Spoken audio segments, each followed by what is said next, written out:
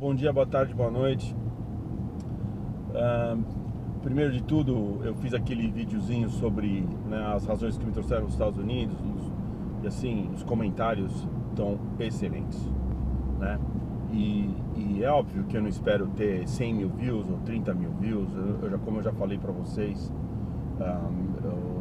as razões que eu publico os meus vídeos não é para ganhar dinheiro e não é para ter uma legião de seguidores, né? Como eu já falei, se eu tiver muitos seguidores, eu não tenho nem como conversar com eles. Eu vou perder a vantagem de aprender daqueles que estão participando no canal, né?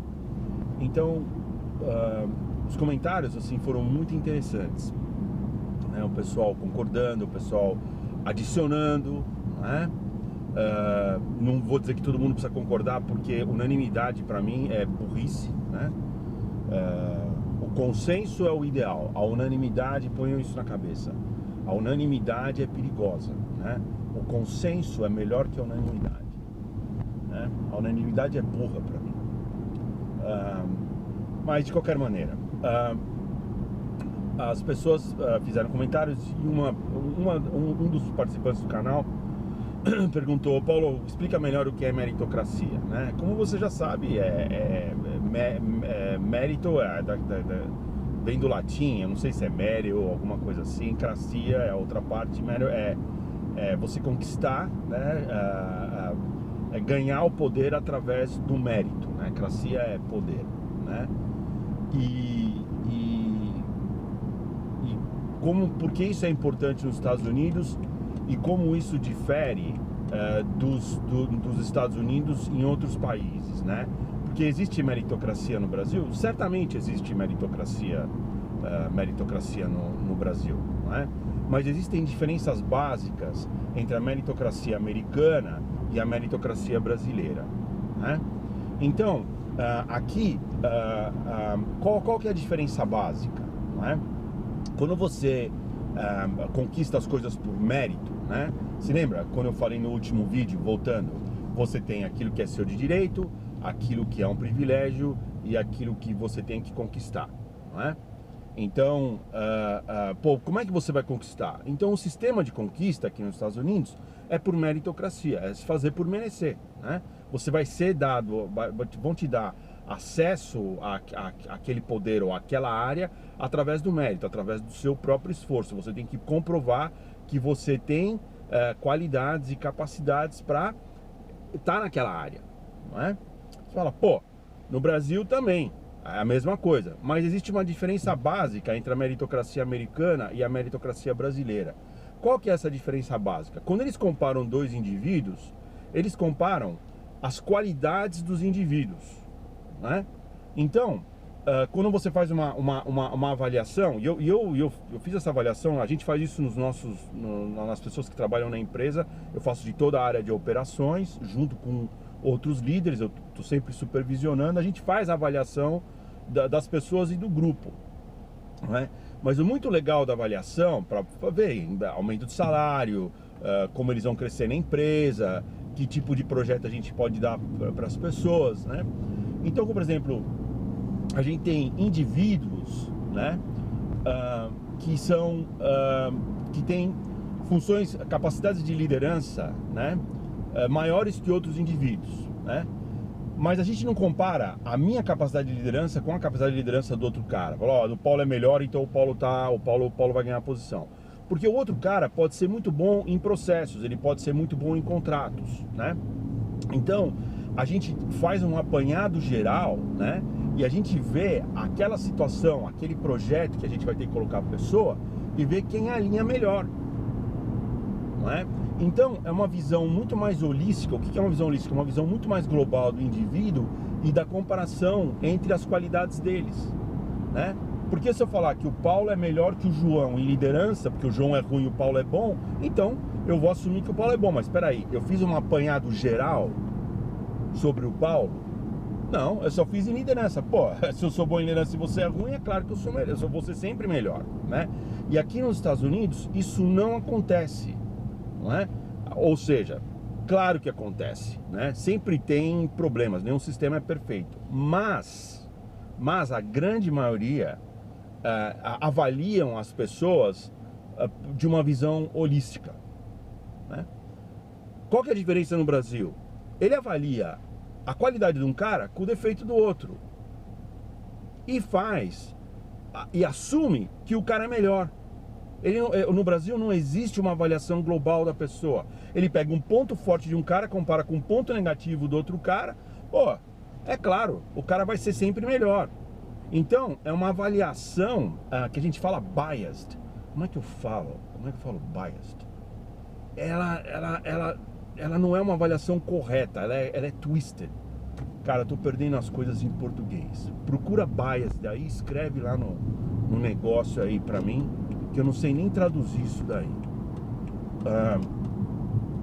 Então, ela não é uma avaliação justa, né? Bias pode até ser injusto. É uma avaliação injusta, porque eu comparo qualidade de um com defeito do outro.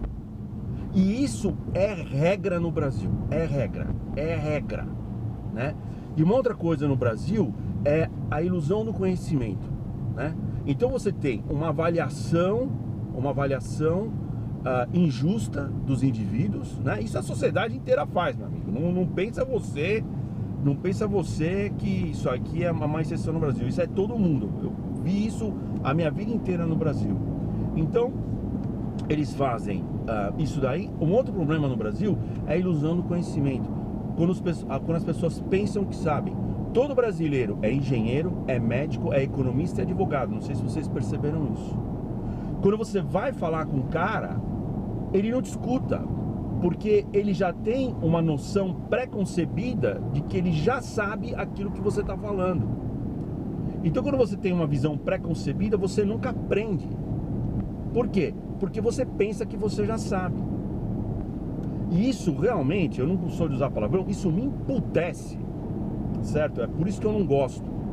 Porque as pessoas não te escutam, porque elas pensam que elas sabem, né? Existem exceções? Claro que existem exceções.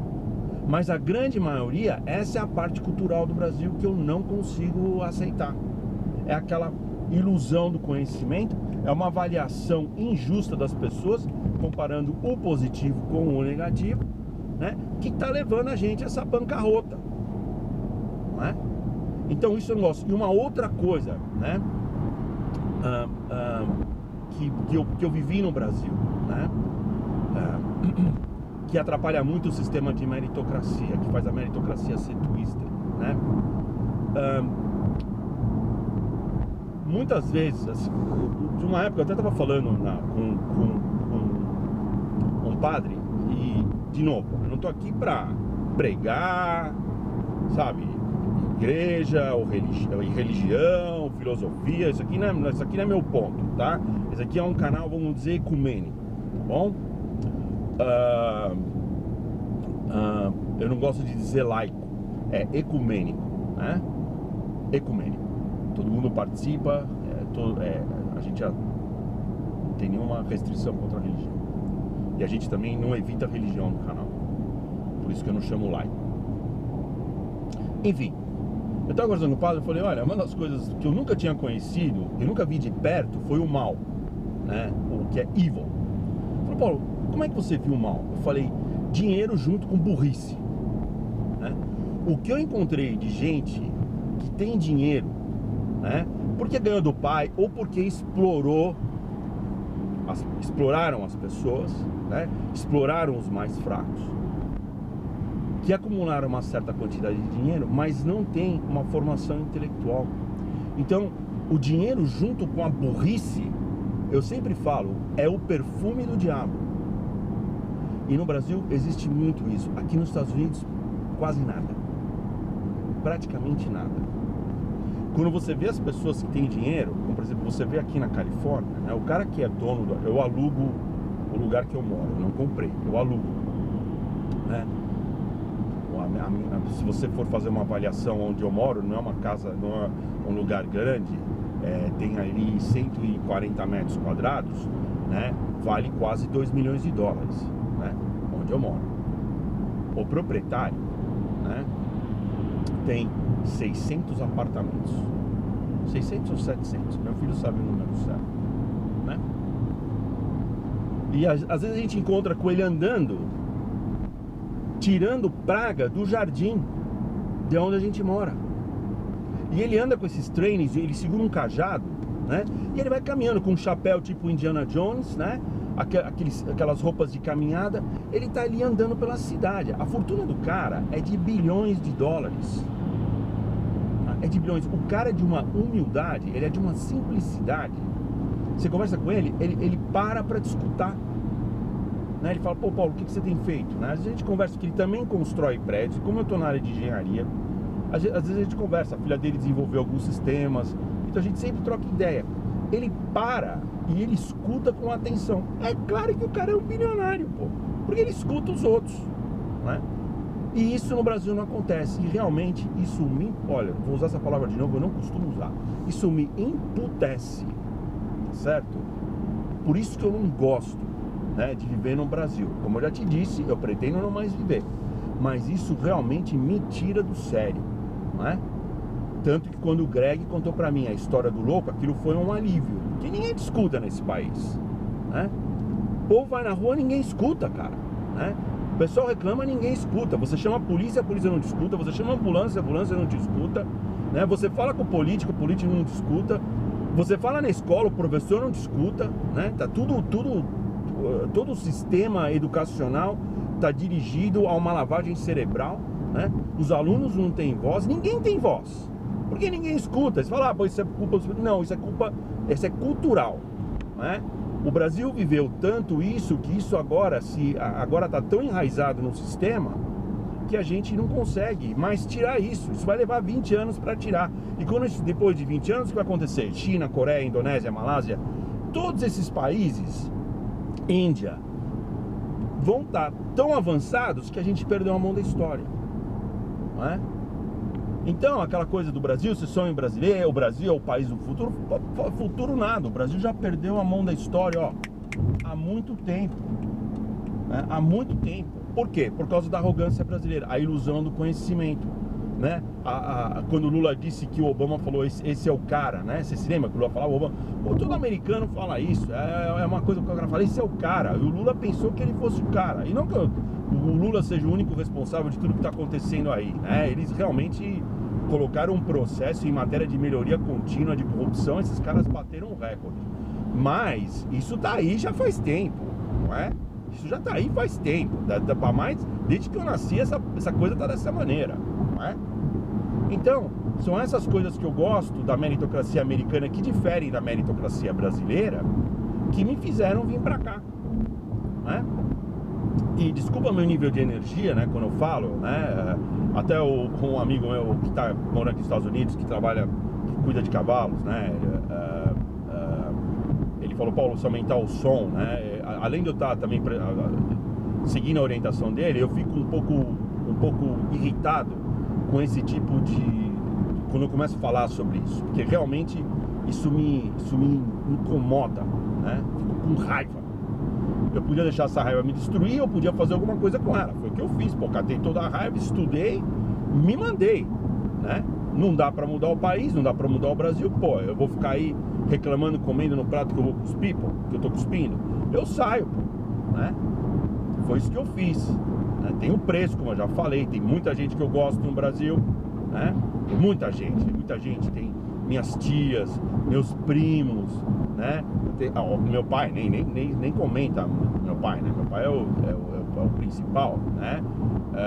Mas eu ia morrer se eu ficasse no Brasil, né? Outro dia, antes da minha mãe falecer, eu falei pra ela, mãe, se eu ficasse no Brasil, eu não ia viver, eu não ia conseguir, eu ia ter um ataque cardíaco, alguma coisa, né? Aí ainda ela falou pra mim, sabe, ela me ajudou muito, porque nos últimos dias ela falou, Paulo, você teve a escolha correta, você fez a escolha correta. Eu, como mãe, eu nunca vou admitir isso como mãe, mas como pessoa, pô, essa é a escolha, né?